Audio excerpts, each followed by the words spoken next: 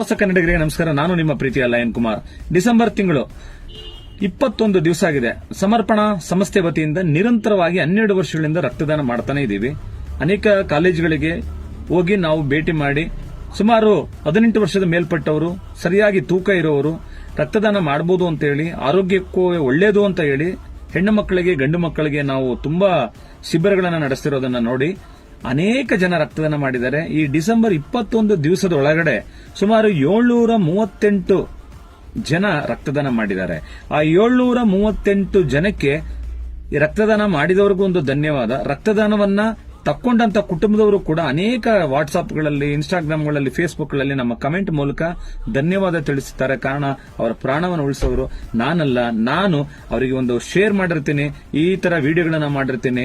ಕಾರಣ ರಕ್ತದಾನ ಮಾಡಿ ಅಂತ.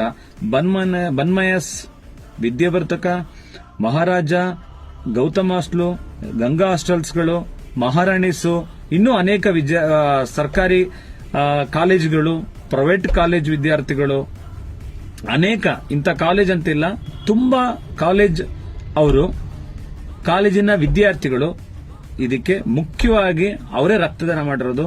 ಕಾಲೇಜಿನ ಎಲ್ಲಾ ವಿದ್ಯಾರ್ಥಿಗಳಿಗೆ ಒಂದು ಸಲ್ಯೂಟ್.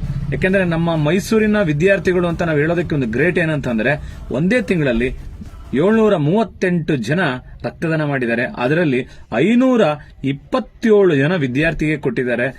ನಮ್ಮ ಮೈಸೂರಿನ ಎಲ್ಲ ವಿದ್ಯಾರ್ಥಿಗಳಿಗೆ ಧನ್ಯವಾದ ಹೇಳ್ತೀನಿ. ಕಾರಣ ನಿಮ್ಮ ಈ ಛಲ, ರಕ್ತದಾನ ಮಾಡಬೇಕು, ಮತ್ತೊಬ್ಬರಿಗೆ ಪ್ರಾಣ ಉಳಿಸಬೇಕು ಅಂತ ನಿಮಗೆ ಬಂದಿರೋ ಛಲ ಹಾಗೂ ನಿಮಗೆ ಇರುವಂತಹ ಕಾಳಜಿಗಾಗಿ ನಾನು ಧನ್ಯವಾದ ಹೇಳ್ತೀನಿ.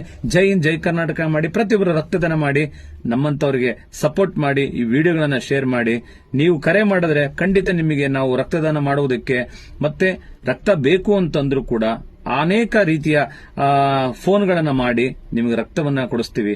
ನಮ್ಮ ಕೈಯಲ್ಲಿ ಸಾಧ್ಯವಾದರೆ ಇನ್ನೂ ಇದಕ್ಕಿಂತ ಹೆಚ್ಚು ಸೇವೆಗಳನ್ನ ಮಾಡೋದಕ್ಕೆ ಮುಂದುವರಿಸ್ತೀವಿ. ಜೈ ಹಿಂದ್, ಜೈ ಕರ್ನಾಟಕ. ಮತ್ತೆ ನಮ್ಮ ಸಂಸ್ಥೆಯ ಹೆಸರು, ಟ್ರಸ್ಟಿನ ಹೆಸರು ಸಮರ್ಪಣಾ ಸೇವಾ ಟ್ರಸ್ಟ್. ಜೈ ಹಿಂದ್, ಜೈ ಕರ್ನಾಟಕ.